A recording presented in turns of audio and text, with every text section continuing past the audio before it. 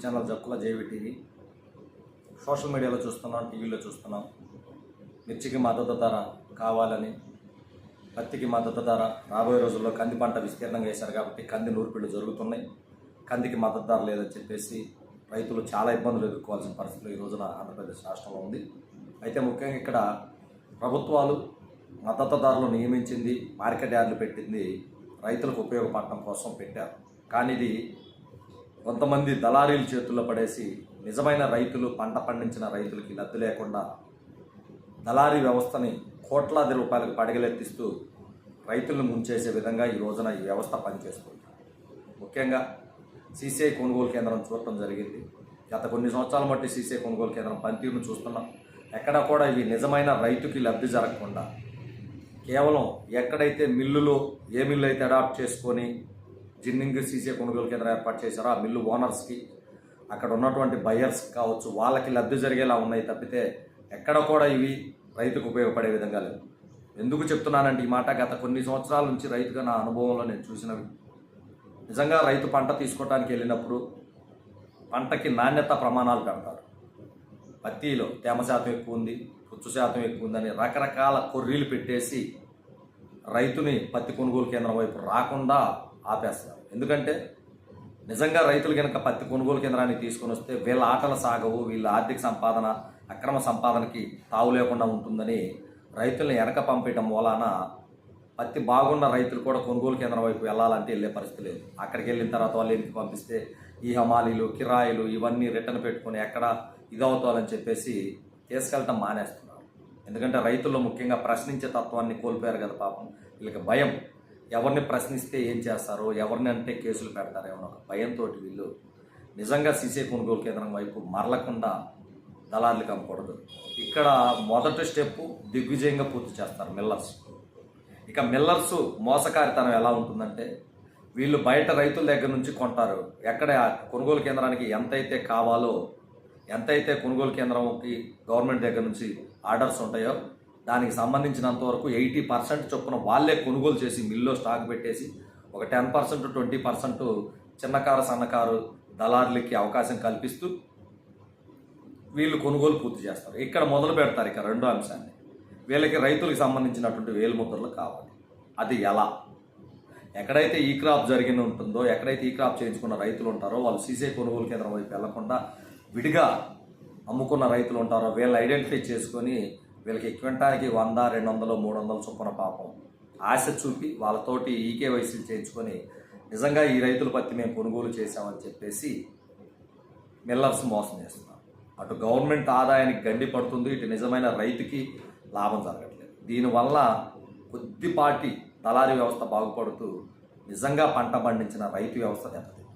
ఇక్కడ సూటిగా నేను గవర్నమెంట్ దగ్గర జీతాలు తీసుకుంటూ గవర్నమెంట్ వ్యవస్థలో పనిచేస్తున్నటువంటి మార్కెట్ యార్డ్ సిబ్బంది కావచ్చు, సీసీఐ కొనుగోలు బయర్స్ కావచ్చు, ఒకటే అడుగుతున్నాను. ఇన్ని వందల మంది రైతులు భార్యా బిడ్డలు చెమటోడ్చి కష్టపడి పండించిన పంటని అక్రమంగా మీరు దోచుకుంటుంటే, వాళ్ళు చెమట రక్తాన్ని జలగల్లా పీల్చుకొని తింటుంటే అది మీకు వట్టపడుతుంది.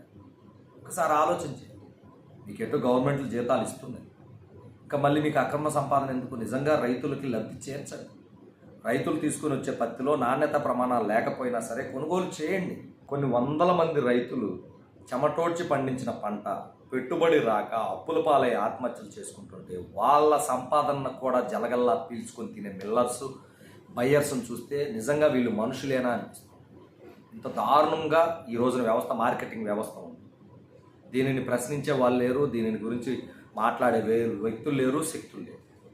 అయితే ఇప్పుడైనా సరే కందులు, రాబోయే రోజుల్లో కందులు కొనుగోలు కేంద్రాలు ఓపెన్ అయినాయి. కందులు చాలామంది రైతులు వేస్తున్నారు కాబట్టి ఇక్కడైనా సరే నిజంగా కంది రైతులు లబ్ధి జరగాలంటే ఖచ్చితంగా ఎక్కడ దళారీ వ్యవస్థ లేకుండా, మీరు ఎక్కడైతే కొనుగోలు కేంద్రాలు ఏర్పాటు చేశారో అక్కడ దళారీ వ్యవస్థను లేకుండా చేస్తూ నిజంగా రైతు పండించిన పంటని కొనుగోలు చేయండి. ఒక 100 రూపాయలు ఎక్కువైనా తక్కువైనా సరే, కొంచెం నాణ్యత ప్రమాణాలు లేకపోయినా ఆ వారం రేటు తగ్గించైనా సరే మార్కెట్ ప్రకారం రైతుల దగ్గర మీరు కొనుగోలు చేసినట్లయితే రైతు లబ్ధి పడతారు. ఇక్కడ రైతులు కూడా చిన్న చిన్న తప్పులు చేస్తున్నారు. మీరు కూడా ఒకసారి ఆలోచించండి. క్వింటానికి 100, 200, 300 రూపాయలకి మీరు కక్కుర్తిపడి మీ పంటని మేము పంటను అమ్మేసామని చెప్పేసి ఎవరైతే దళారీ వ్యవస్థ ఉందో వాళ్ళకి గనక మీరు వెళ్ళి ఏలుముద్దలు వేయటం కానీ ఇది కానీ జరిగితే నీ సాటి రైతుని నష్టపోవద్దు. అదే ఇంకొక రైతు గనక నీలాగా చేస్తే నష్టపోయేది కూడా నువ్వే. ఒకసారి ఆలోచించండి. రైతులందరూ నేను చేతులు జోడించి పెట్టుకున్నాను. మీరు నిజంగా పంట వేస్తే వెళ్ళి ఈకేవైసీ చేయించుకొని అమ్ముకోండి. లేకపోతే దయచేసి 100-200కి ఈకేవైసీలు అమ్ముకోవద్దు. దీనివల్ల ప్రజాధనం దుర్వినియోగం అవుతుంది. మనకు రావాల్సిన డబ్బు, రైతుల కోసం దాచిపెట్టిన డబ్బు నిజంగా రైతులకు చేరకుండా కొంతమంది ప్రైవేటు వ్యక్తుల చేతుల్లోకి వెళ్ళిపోయి ప్రభుత్వానికి ఆదాయం లేకుండా రైతులకు రాకుండా కొంతమంది దుష్టశక్తుల చేతుల్లోకి వెళ్ళిపోయి వాళ్ళు లబ్ధి పొందుతున్నారు. దయచేసి దీనిని అరికట్టాలంటే ముందుగా రైతుల్లో అవేర్నెస్ రావాలి. మీరు పంట అమ్ముకోదలుచుకుంటే మీరు వెళ్ళేసి ఈకేవైసీ చేయండి. మీరు అమ్ముకోని పక్షంలో మీరు దయచేసి ఎవరు పిలిచినా సరే 100, 200, 300 ఇచ్చినా సరే వెళ్ళకండి. మీరు అలా వెళ్ళటం మూలాన మీ సాటి రైతుల్ని మీరు నష్టపోగొడుతున్నారు. దయచేసి దీన్ని రైతులు గమనించాలి. ప్రభుత్వాలు కూడా నేను ఒకటే డిమాండ్ చేస్తున్నాను, ఈ వ్యవస్థ మీద కొంచెం నిఘాని పెంచాలి. ఈ వ్యవస్థలో లోపాల మూలాన నిజంగా రైతులు ఇప్పటికే చచ్చిపోయి ఉన్నారు. అప్పుల ఊపిలో కొట్టుమిట్టాడుతున్నారు, చచ్చిపోయి ఉన్నారు. ఆ రైతాంగాన్ని కాపాడాలంటే ఖచ్చితంగా ఈ వ్యవస్థల మార్పులు తీసుకొని రావాలి. ఈ వ్యవస్థలో ఎవరైతే దోపిడీ చేస్తున్నారో మిల్లర్స్ కావచ్చు, బయర్స్ కావచ్చు, వీళ్ళకి శిక్షలు పడిన రోజు, వీళ్ళకి మీద నిఘా పెంచిన రోజున నిజంగా రైతు వ్యవస్థ బాగుంది. రైతు తీసుకుని వచ్చినటువంటి ప్రతి గింజని కొనుగోలు చేయండి. దాంట్లో నాణ్యత కనుక తగ్గితే దానికి తగ్గట్టు రేటు తగ్గించండి, కానీ దయచేసి తిప్పి పంపించండి. ఈ వ్యవస్థ, రైతు వ్యవస్థ అనేది మార్కెట్ శాఖ వైపు రాకుండా మరల్చాలని కొంతమంది రైతుల్ని పత్తి కొనుగోలు చేయకుండా కావచ్చు, కందులు కొనుగోలు చేయకుండా కావచ్చు రిటర్న్ పంపించడం మూలాన ప్రతి ఒక్కరూ అక్కడికి వెళ్తే రిటర్న్ వస్తాము అని భయంతో దళారులకు అమ్ముకోవాల్సిన పరిస్థితికి వెళ్ళిపోయింది.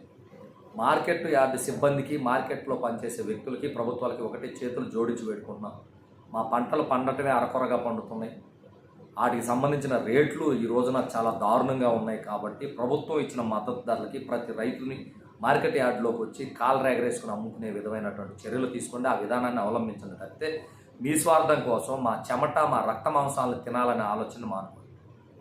మీకు ఆల్రెడీ జీతాలు ఇస్తున్నాయి, గవర్నమెంట్ దగ్గర నుంచి శాలరీస్ పడుతున్నాయి, మిల్లర్స్కి గవర్నమెంట్ దగ్గర నుంచి రెంట్లు పడుతున్నాయి. కాబట్టి మా రక్త మాంసాలని మీరు జలగల్లా పీల్చి తినకుండా కనీసం మమ్మల్ని బ్రతకనివ్వండి.